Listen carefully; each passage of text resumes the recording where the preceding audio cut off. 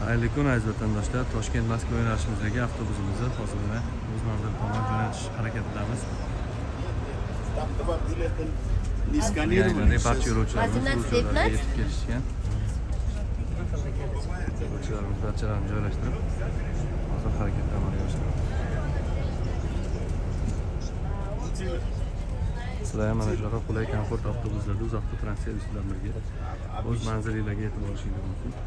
Bu reysimiz soat 18:00 dagi reys bo'lsa, bularni 20:00, 20:30 hamda 21:30 da yo'l oladigan avtobuslarimiz ham kutib turishibdi. Aziz vatandoshlar, tanlovda adashmanglar. Faqat mana shu uzoqda transport avtobuslarini Toshkent avtovokzalidan harakatlanishadi. Siz ham mana shu yerdan harakatni amalga oshirishingizni so'raymiz.